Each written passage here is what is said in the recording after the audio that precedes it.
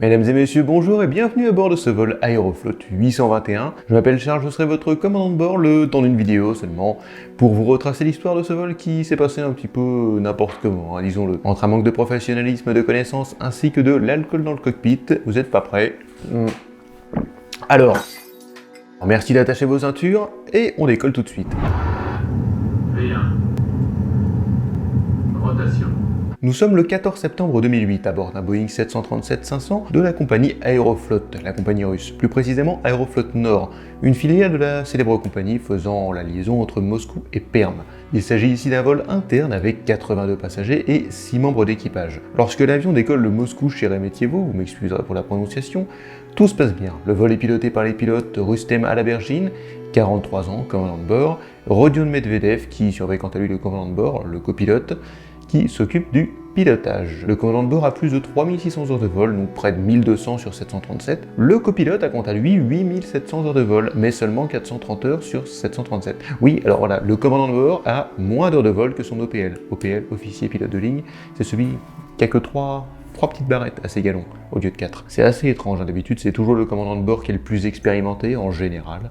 Mais alors que le vol Aeroflot 821 vole tranquillement, il va se préparer à faire son approche. Quand, soudainement, le contrôle aérien lui demande de changer sa trajectoire pour permettre à un autre avion de décoller. Les pilotes ne comprennent pas vraiment, et surtout le commandant de bord en fait qui semble bizarre. Le vol descend à 2000 pieds, comme lui demande le contrôle aérien, quand le commandant de bord bafouille dans ses propos. Mais un autre problème se pose. Le contrôle aérien avertit l'équipage que le vol monte au lieu de descendre, alors que c'est la descente qui avait été demandée. Et là, le contrôleur aérien ne doit rien comprendre parce que l'avion n'est plus du tout sur sa trajectoire pour aller en direction de l'aéroport. Le contrôleur aérien ne comprend pas non plus ce que fait l'avion d'ailleurs, qui ne répond pas. Tout en déviant de sa trajectoire et en allant vers la droite, puis en reprenant vers la gauche. Le 737 est toujours en vol, mais personne ne répond à l'intérieur. Alors qu'en réalité, c'est pas du tout aussi calme que ça. Non. On pourrait se dire, oh, allez c'est calme, tranquille, voilà, personne ne répond, il faut pas gaffe, limite ils dorment, tu vois, non. L'avion se met à basculer dans tous les sens, il fait n'importe quoi, et pique maintenant vers le sol, quasi à la verticale. Les pilotes n'arrivent pas à le redresser à temps, et à quelques kilomètres de l'aéroport, le contrôleur aérien aperçoit une explosion. C'est le vol Aeroflot 821 qui vient de se cracher contre le sol, sans explication, sans aucun message de détresse dans le cockpit, à n'y rien comprendre. Bon, bien évidemment, il n'y a aucun survivant dans ce crash, il y avait encore près de 10 tonnes de carburant, donc je vous laisse imaginer ce qui se passe dans ce genre de cas. Les 88 occupants sont morts sur le coup. Bon, on va voir un petit peu ce qui s'est passé maintenant dans ce vol Aeroflot. Bon, alors déjà, je vous l'ai expliqué au début de la vidéo, c'est vrai que déjà, concernant le commandant de bord, on y vient juste après, mais une chose intéressante, en Russie, les enquêteurs du BEA, le Bureau d'enquête et d'analyse français, ainsi que le NTSB, l'équivalent du BEA en fait, mais aux États-Unis, viennent aider les Russes. Les boîtes noires sont envoyées à la France, tellement leur état est mauvais et elles pourront être lues dans les bureaux du BEA, tranquillement, avec du matériel adapté. Les pilotes avaient pourtant de la chance, on ne recensait pas de vent, un peu de pluie, mais bon, pas très forte, la luminosité était quand même bonne, mais un petit truc nous dit que le crash ne vient pas forcément d'une défaillance de moteur, ni en fait d'un autre problème d'intégrité de l'avion. En gros, il n'était pas en feu durant le vol, car les arbres qu'il a heurtés ne sont pas brûlés. Et les pilotes n'ont pas expliqué leurs soucis au contrôle aérien. Et ils ont tout simplement dit que tout allait bien. Alors, qu'en effet, tout allait bien à ce moment-là. Ils étaient en train de perdre le contrôle de l'avion petit à petit. Mais on a déjà quelques trucs incohérents. Déjà, les moteurs sont réglés sur des puissances différentes, ce qui oblige le copilote à remettre l'avion dans le droit chemin assez souvent. On ne sait d'ailleurs pas pourquoi ces réacteurs ont été mis à des puissances différentes, quoique... Alors déjà, on a une première réponse. Un mois avant le crash, le réacteur droit avait une poussée, c'est-à-dire une force 20% supérieure à celle du moteur gauche. C'est-à-dire qu'en gros, si on veut vulgariser ça, il poussait 20% plus d'air que le moteur gauche. Ce qui explique notre problème il y a quelques secondes. Sauf que pour aller parfaitement droit, il faut trouver le bon réglage exact des deux moteurs. Et ce que les pilotes n'ont pas réussi à faire correctement. Le truc, c'est que d'autres pilotes qui avaient utilisé cet avion n'étaient pas vraiment sereins et trouvaient que l'avion devait être réparé rapidement. Mais autre chose nous fait dire que la Russie, la mère patrie, optent pour des solutions un petit peu complexes. Le commandant de bord était habitué à piloter un Tupolev 134, un avion russe dans lequel il n'y a pas 2 pilotes, mais 4. 2 pilotes, un mécanicien navigant et un navigateur en plus. Ah, c'est russe.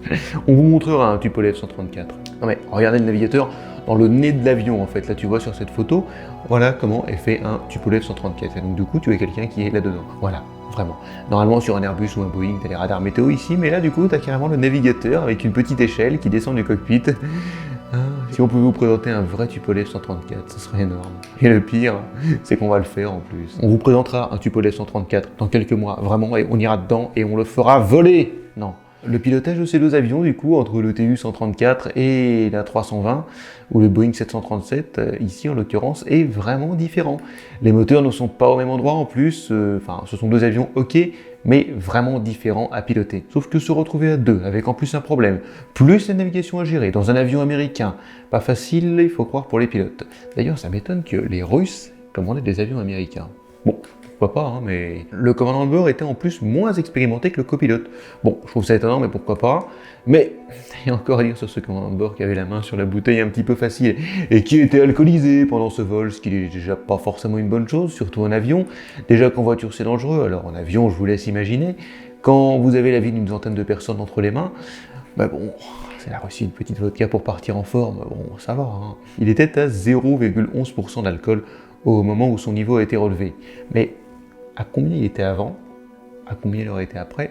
En plus de ça, il s'était pas reposé pendant la durée légale, évidemment, avant le vol. L'équipage a donc perdu son orientation spatiale, car il ne connaissait pas bien le fonctionnement de l'avion. Cette perte d'orientation s'est faite dans la nuit, sans pilotage automatique, sans automanette permettant de régler automatiquement la puissance des réacteurs. Ils ne savaient donc pas utiliser les indicateurs d'altitude correctement, et ont donc conduit l'avion droit au crash. En plus de ça, oui, non mais parce qu'on peut encore en rajouter, hein, voilà, que les pilotes n'avaient pas pris position à bord d'un 737 très fréquemment, avec de grosses difficultés du fait de leur manque de formation. C'est donc cette association de petits éléments qui a conduit le vol Aeroflot 821 au crash. Aussi bien le commandant alcoolisé que les problèmes de l'avion et que le manque d'expérience qui n'ont pas aidé du tout à rattraper l'avion. Comme d'habitude, vous vous abonnez, chers passagers, j'espère que cette vidéo vous aura plu. Vous pouvez détacher vos ceintures et laisser un like en me disant ce que vous voulez voir dans une prochaine vidéo, ce dont vous voulez qu'on parle. Quant à moi, je vous rappelle encore une fois que je ne suis pas pilote, pas commandant de bord, que je ne travaille dans aucune compagnie aérienne, même pas dans le milieu de l'aviation, que je suis juste un passionné qui aime vous partager sa passion. À mardi 17h30, salut!